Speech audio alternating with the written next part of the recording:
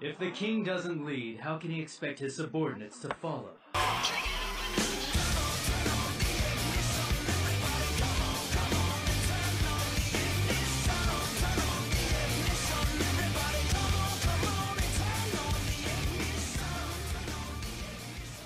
What's going on, guys? It's Void Emperor Virgil bringing you another build video on my favorite assassin, possibly my favorite god in the game. It is Fenrir the Unbound. I have loved this god since I seen him, since I played him. I have done everything I can to get good with him.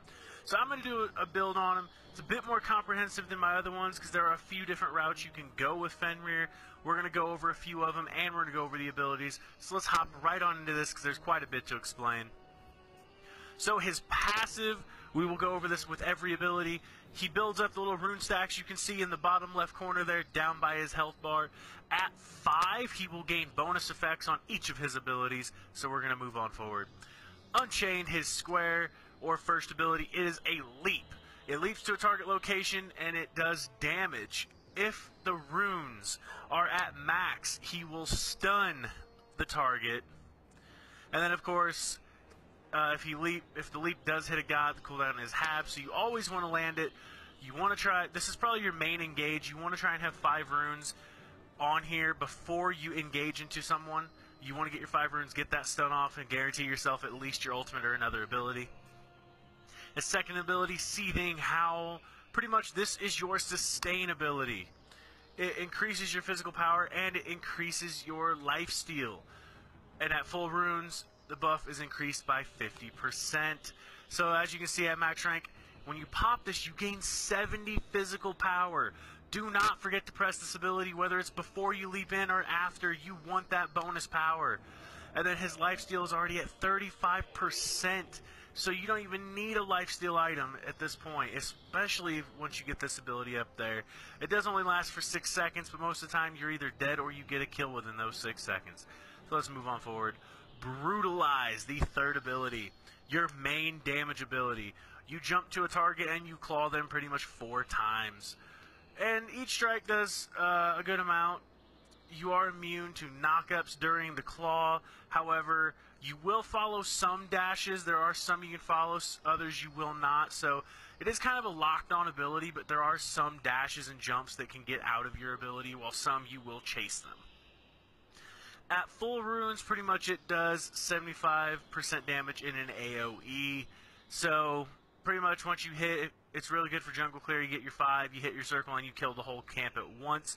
Really strong main damage ability.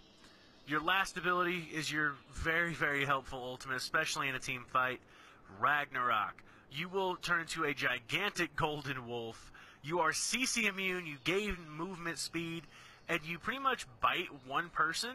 And if it doesn't kill them, you will carry them for a certain amount of time, which is 2 seconds.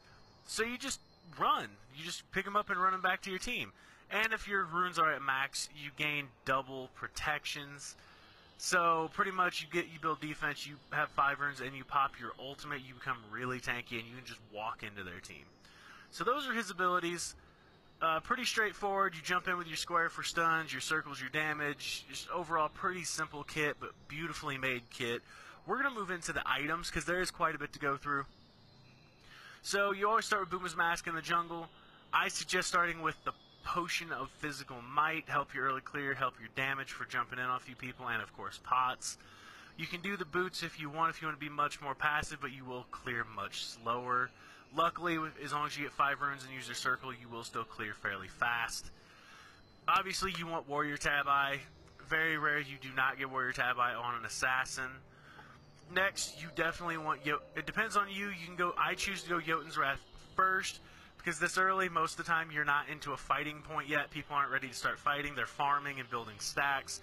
Get your Jotun's Wrath for your CDR, your mana, and your power and your penetration. The next item I choose is Hide of the Urchin. Health, mana. Once you get all the stacks on there, it has the highest defense of any item at 65 of each protection. Really helpful since you're going to be the one diving into the back line trying to get off your abilities and carry people to your team. You really need this item.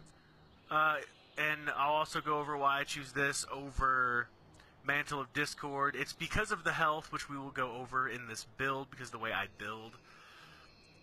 Your next item at this, if you feel you want to go health, like your team's doing enough damage, you don't want any damage at the moment, next I would suggest Mail of Renewal. I went over this in one of my previous videos with one of my assassins. This right here, being able to gain 15% of your health back if you get a kill or an assist. You jump in, you drag an enemy to your team, but you're getting hit by the enemy team from behind. You get your health chunk, but your team picks up the guy you brought to them.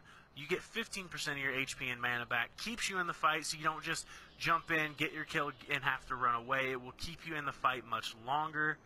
So that would be my suggestion. I definitely suggest getting a Frostbound Hammer on pretty much any build you do with him. Once you jump in and you auto attack, you will keep them there unless they use their dash to get away. But you have 2 jumps, so you can still chase them, and you have your ultimate for increased movement speed. So it's just beautiful to have. And the health, this is where the health starts coming in. You're getting health from Hide of the Urchin, you're getting health from Frostbound, and you're getting health from Mail of Renewal.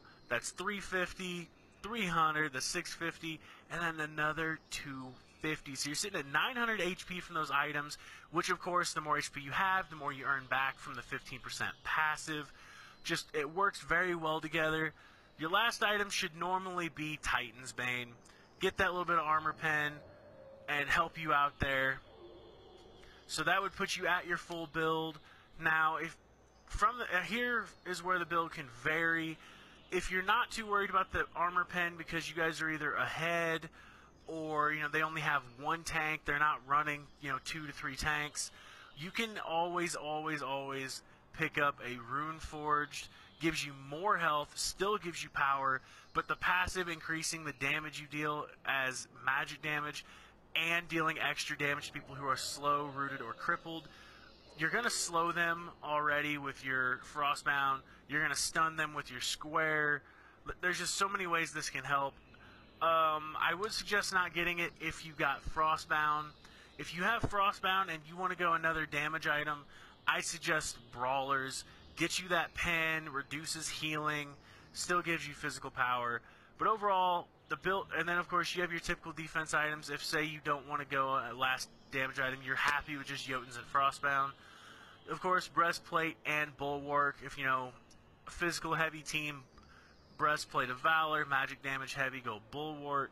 But overall, you definitely want Warrior Tabby, you definitely want Jotun's Wrath, you definitely want Hide of the Urchin, and then you get Mail of Renewal. You're at 4 items at this point. And then if you grab Frostbound for, that little bit of extra crowd control, health, and damage, you're pretty solid at that point. So all that leaves is your last item, which I would suggest getting a little bit more damage, which is normally Titan's Bane, like I said. Unless for some reason they only have that 1 tank.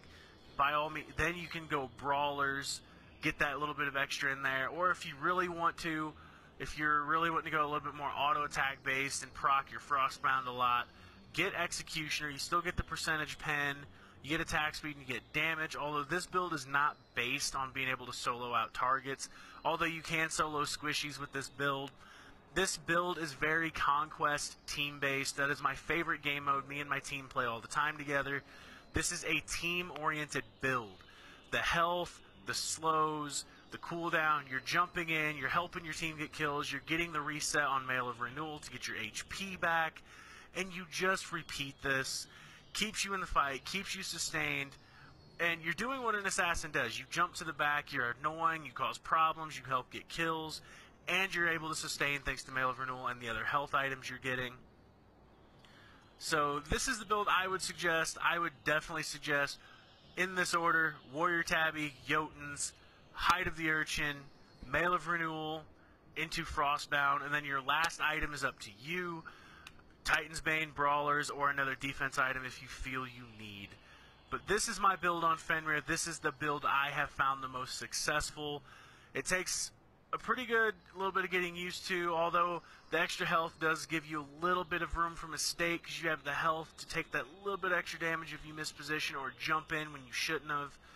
And having the double jumps is super helpful on this guy. Being able to dash forward into a fight or dash in, then use your second one to get out. Just overall, I think this build synergizes with his kit, jumping in, jumping out, sustaining, while dealing damage. This is my build. Hopefully it helps you guys, or at least gives you something to try. If you guys need a specific god build, let me know in the comments. I will look. If you don't like it, if you want to see video of me playing it, anything of the sort, just let me know and I will do so.